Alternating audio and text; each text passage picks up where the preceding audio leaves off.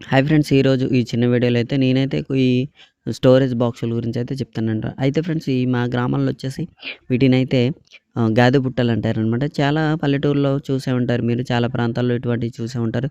ఇందులో పండించిన ధాన్యాన్ని అయితే నిల్వ చేసుకుంటారనమాట. నిల్వ చేసుకున్న ధాన్యాన్ని అవసరమైనప్పుడల్లా సంవత్సరం అంత కాలంలో వాడుతూ ఉంటారనమాట. ఇందులోకి ఎలకలు గట్ట దూరకుండా అయితే చాలా అంటే చాలా పగడ్బందీగా అయితే దాన్నైతే తయారు చేసుకుంటారండి. ఇది ఓన్లీ ఎదురుతో అలాగే మట్టితో అయితే తయారు చేయబడుతుందనమాట. పైకప్పుగా వచ్చేసి మనకైతే తాటిమట్టలు అయితే ఉపయోగిస్తారనమాట. ఇలా తేల్చే క్రమంలో అయితే ఇలా తేల్చుకొని లోపల ఉన్న ధాన్యాన్ని అయితే మనం ఎంత కావాలో అంత పరిధిలో తీసుకోవచ్చనమాట.